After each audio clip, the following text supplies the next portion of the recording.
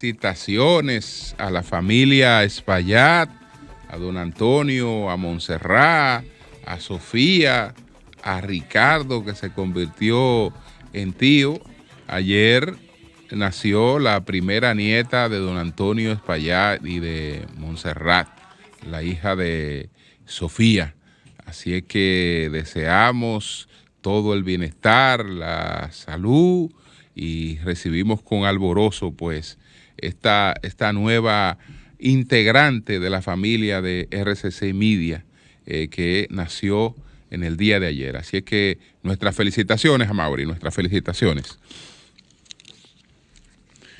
Bueno, señores, entonces vamos inmediatamente con los temas que tenemos aquí para el día de hoy. Bueno, también ustedes saben que ayer el director de estrategia del gobierno, Homero Figueroa, dijo que el gobierno no ha entregado, no ha puesto a circular ningún borrador de reforma fiscal. Esperábamos que iba a ocurrir algo parecido. Por eso ayer nos referimos a un texto oficioso. Ahora, yo no tengo la menor duda de que ese texto parte del gobierno. No tengo la menor duda. Ahora, que esa no sea la propuesta definitiva, que todavía esto sea un tema que está en desarrollo, que probablemente la decisión de filtrarlo no fuera una decisión oficial que pudiera partir de alguien, ya eso es otra cosa. Ya eso es otra cosa, pero él ha aclarado que como gobierno oficialmente no se ha puesto a circular ese texto, lo que no quiere decir que no sea un borrador que se esté elaborando, que no sea uno de los escenarios del tema de la reforma fiscal, pero siempre que lo abordamos como un documento oficioso, y empezamos aclarando que no había sido emitido directamente por ninguna instancia del gobierno que lo asumiera como tal, sino más bien como un medidor, un adelanto para ir calibrando las cosas, ir midiendo realmente reacciones en lo que tiene que ver con eso. Pero señores, miren, hoy es 12 de octubre. Estamos conmemorando el 529 aniversario del descubrimiento de América. ¿Qué motivó este inicio de la globalización, este primer gran acontecimiento de la globalización, lo que McLuhan después definiría como la aldea global, añadiéndole otros elementos? No fue, digamos, una empresa de conquista, diseñada como una empresa de conquista que buscaba lo que logró. Y incluso terminó siendo una empresa española, lo que no había sido una empresa española, porque cuando Cristóbal Colón y sus hermanos conciben este proyecto, por primera vez, no es ante los reyes de Castilla y Aragón que van a plantearlo, que van a presentarlo como ocurrió finalmente, sino que la primicia de este proyecto el gran palo con relación a este proyecto pudo haberlo dado Portugal, porque al rey Fernando II de Portugal es a quien por primera vez Cristóbal Colón le lleva este proyecto. ¿Por qué le lleva el proyecto? Porque ha ocurrido un acontecimiento que obliga a los europeos a buscar nuevas rutas para conseguir cosas que eran clave para la vida de entonces. No se podía vivir sin sal, porque la sal no solo, digamos que armonizaba los alimentos para un equilibrio en el gusto, no, sino que la sal era el elemento de conservación de los alimentos. Entonces tenía esa doble función. Tan importante se hizo que a los que nosotros nos pagan por trabajar en algún lugar, por ocuparnos de algún trabajo fijo, lo que a nosotros se nos paga se llama salario, y el salario empezó siendo un contenido, unos gramos de sal que se entregaban a partir de una labor determinada. Fijémonos entonces qué tan importante era la sal. No había vida sin sal, porque no había conservación de los alimentos, no había refrigeración. Solo la sal permitía acumular alimentos, guardar carnes para la época en la que no se podía salir a buscarla. Entonces está la sal y están las especias, que también eran clave, porque todo tenía que terminar finalmente con un toque de especias. Hasta la cerveza y el vino, para poderlo soportar, tenían que tener su toquecito de especias. No había nada en la vida que no tuviera que tener su toque de especia para poderlo soportar, hasta que después las cosas fueron evolucionando.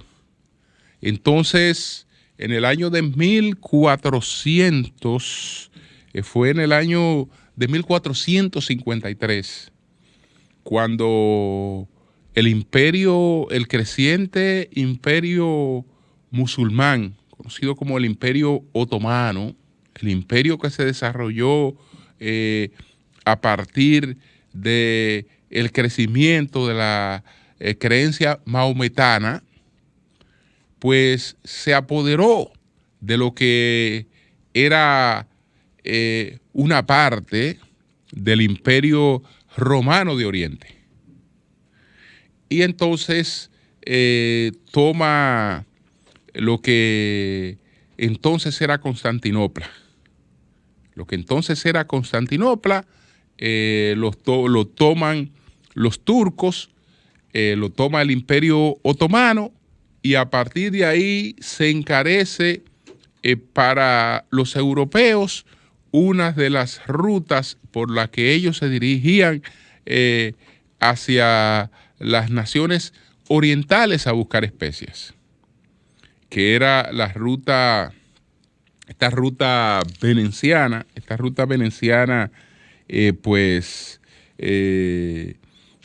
atravesaba por el estrecho del Bósforo. Y entonces había otra ruta, esta era la ruta del norte, había otra ruta en el sur que era por el canal de Suez. Pero la toma de esta ruta y entonces el establecimiento de un costo exorbitante para poder atravesarla para buscar sal y buscar especias, llevó con los años a los europeos a inventar a inventar, a inventar, a inventar, a buscar otras rutas para tratar de llegar a este lugar que ahora tenía que ahora estaba en manos de un imperio, de una potencia adversa que ponía las cosas precisamente en China.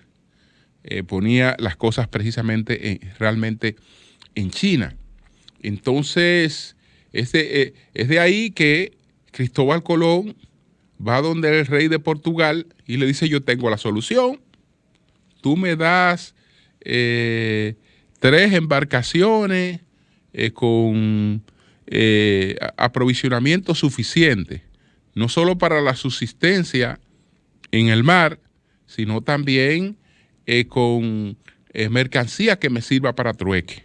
Y yo vuelvo aquí con sal y con especias. Entonces, el proyecto arranca, pero a la hora de la hora, entonces, el rey de Portugal, el rey Juan II de Portugal, le dice a Cristóbal Colón que el proyecto era una aventura en la que no podía embarcarse y lo deja plantado. Lo deja plantado y entonces el proyecto se queda sin patrocinio. El hermano de Cristóbal Colón, cuando se pierde el patrocinio realmente portugués, entonces se embarca hacia Inglaterra. Se embarca hacia Inglaterra, pero tiene la mala suerte, Bartolomé, de que lo apresan. Lo apresan, entonces él logra después fugarse y logra hablar con el rey, con este caso era Enrique VIII, y le presenta a Enrique VIII, es decir, al rey de Inglaterra, le presenta el proyecto para ir a buscar sal y especias por una ruta distinta a la que han tomado los turcos. Pero realmente Inglaterra también descarta esa locura. Descarta esa locura. Inglaterra descartó esa locura. Ellos intentan entonces que Francia lo apoye.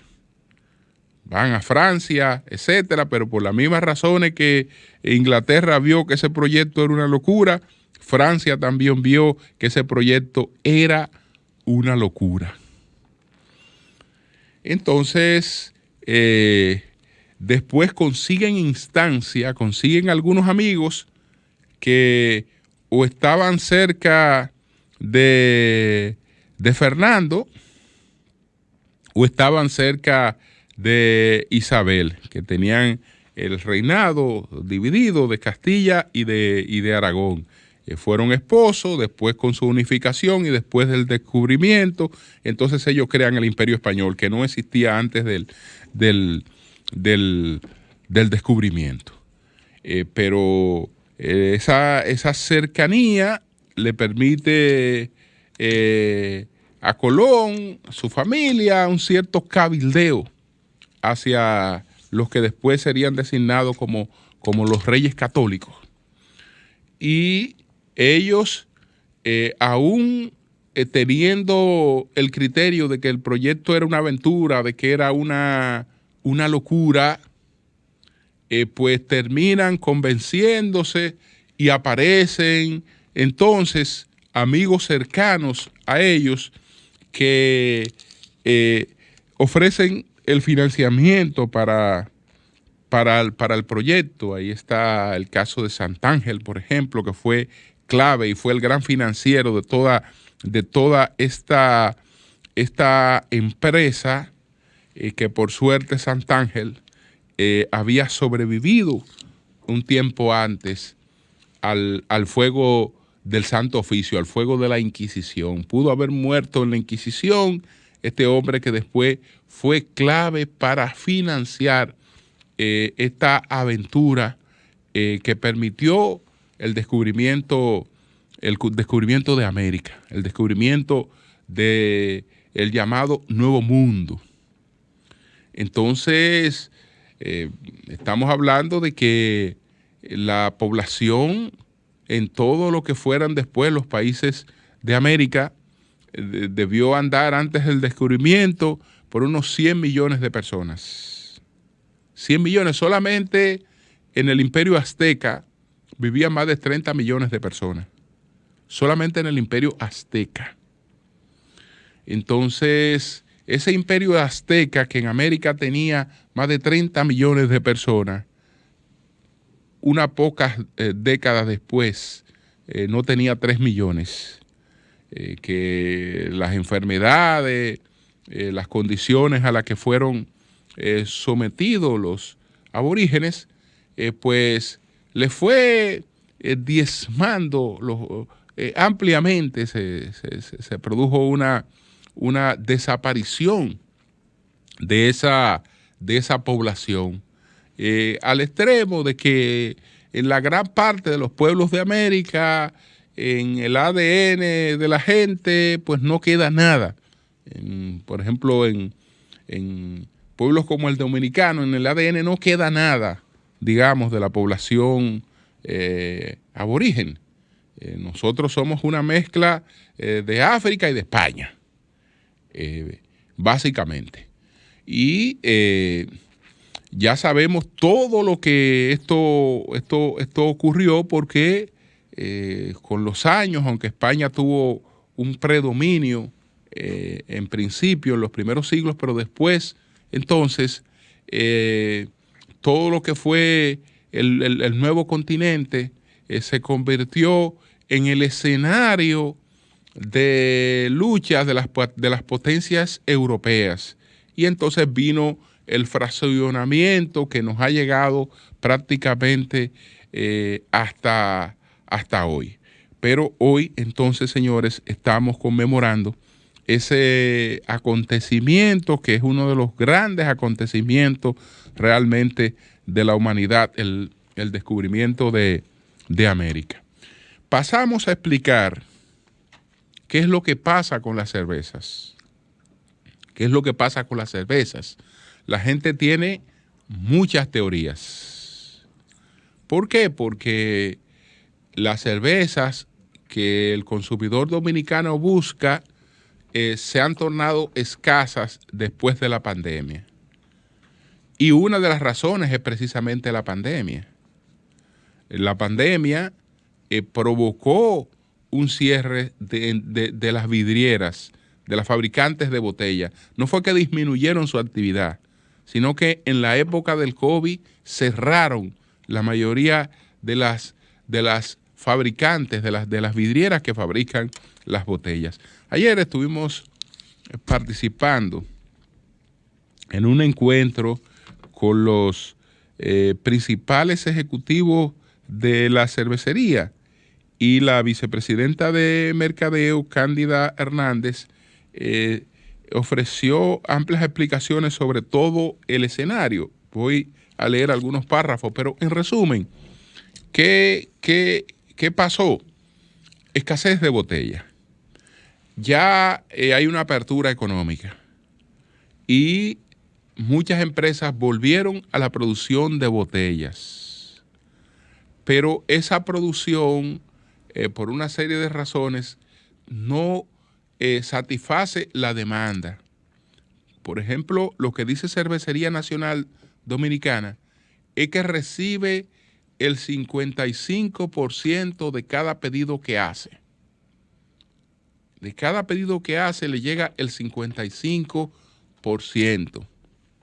Ellos tienen una gran ventaja en el mercado dominicano y esa gran ventaja pues ha hecho muy funcional su operatividad, y es que la botella tiene un retorno de un 85%.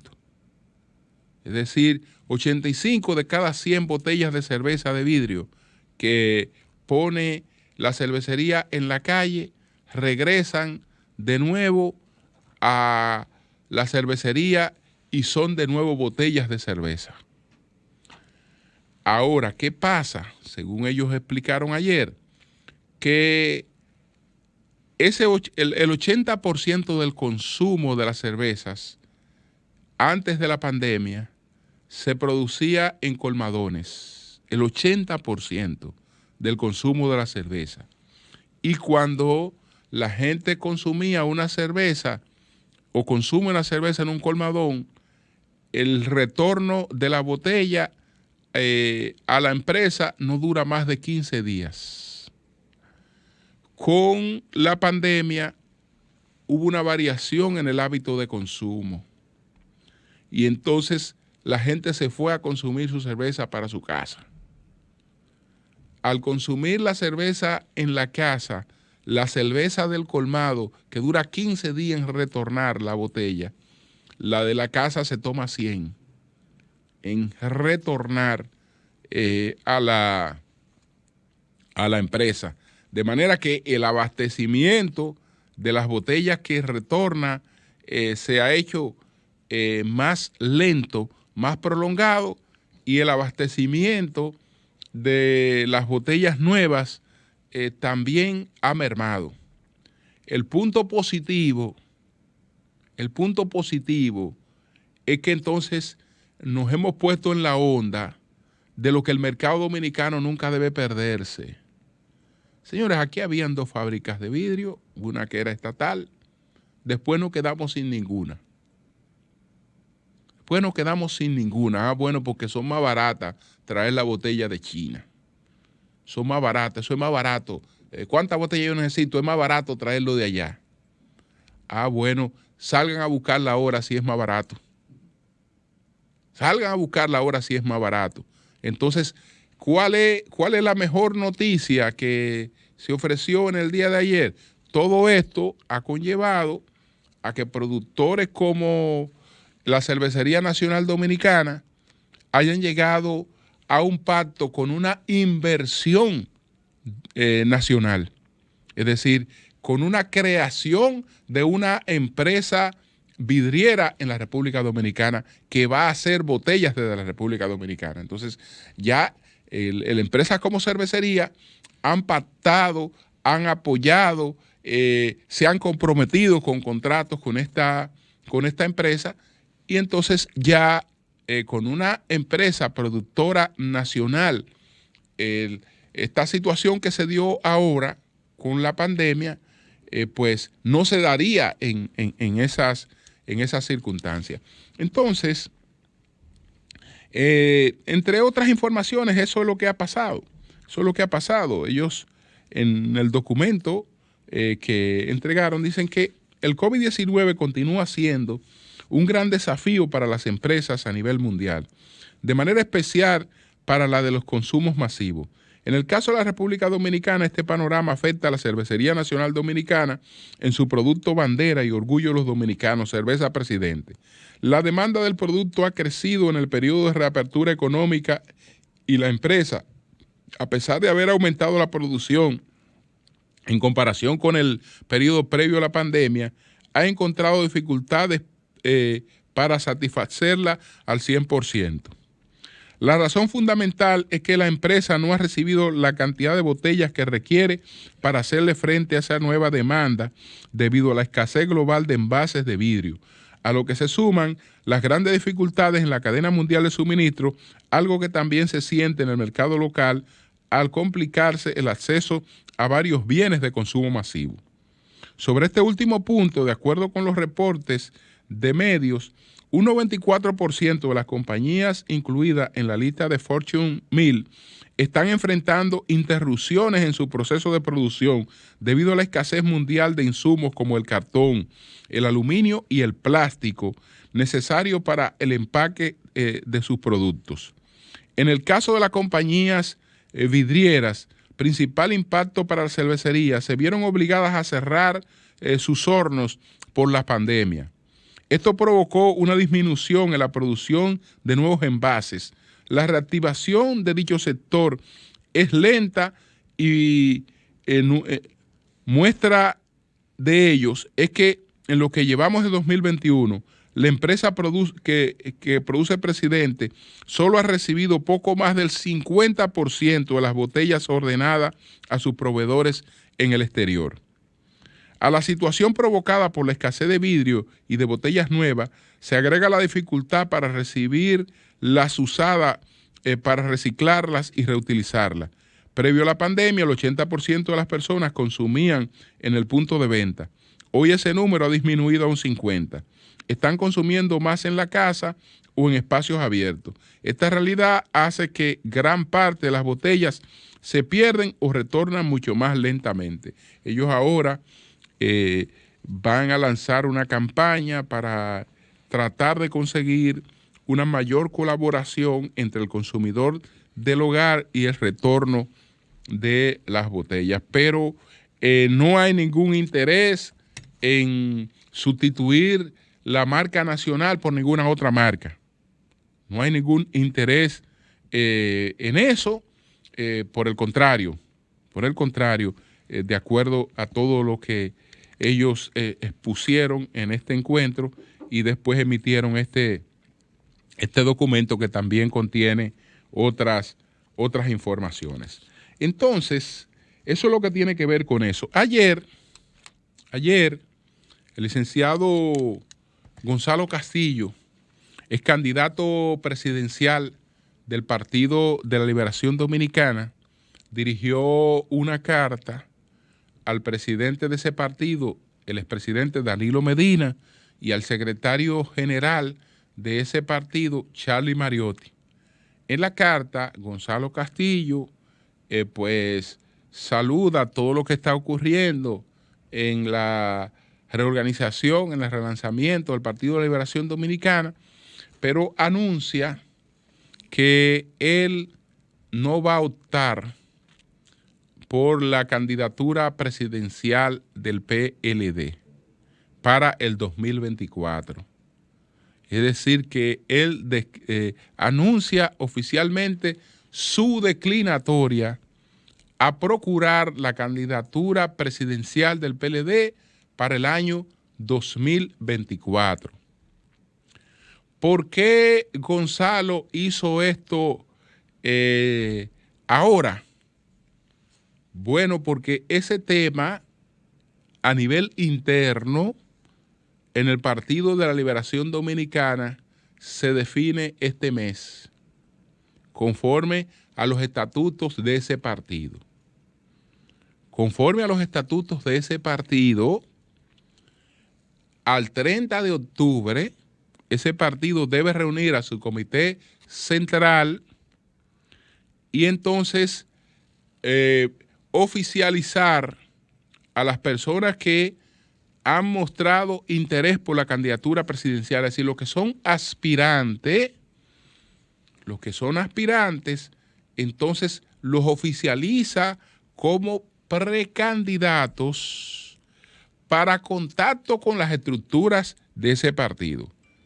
Ya lo que son los plazos de una precandidatura como campaña son los que traza la Junta Central Electoral. No obstante, la Junta Central Electoral y la propia ley de partido se remiten también a lo que pautan los estatutos de los partidos políticos. El PLD anunció que va a hacer una reunión con la Junta Central Electoral para armonizar con relación a este tema de lo que puede hacerse y lo que no puede hacerse en ese periodo. Los partidos políticos están llamados a tener actividad permanente y la actividad política es una actividad 24/7.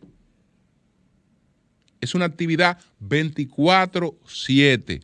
Ahora, esa actividad tiene un componente proselitista público, porque el privado, para que desaparezca el proselitismo de la política, tiene que desaparecer la política. La política, como las religiones, son proselitistas, es decir, están siempre buscando nuevos seguidores. Están haciendo un trabajo siempre para alcanzar nuevos seguidores. Es el proselitismo. La política es proselitista, pero el proselitismo tiene límites en cuanto a la afectación de, digamos, la movilidad pública. A lo que yo no tengo derecho es hacer una actividad que obliga a personas que no están en esa actividad a detenerse en el tránsito, o que afecta a personas que no están en esa actividad ni le interesa actividad. Ahora bien, nadie puede hablar tonterías de que yo haga reuniones a las que vaya el que quiera ir. A la que vaya el que quiera ir. Eso nunca puede estar limitado absolutamente por nada. Ahora, el que no quiera ir, el que quiera coger para su iglesia, que coja. El que quiera hacer cualquier otra cosa, que haga con su vida lo que entienda que debe hacer, y nada debe afectar eso. Nada debe afectar eso, pero el hecho de que el que quiera ir a una reunión, el que quiera desarrollar una actividad, que la desarrolle sin afectación, porque ya eso tiene su tiempo controlado y su tiempo medido. Si estamos en campaña y de repente yo me encuentro con una caravana, yo no puedo protestar porque estamos en una época de campaña y esa caravana afecta mi movilidad, pero ya eso es otra cosa.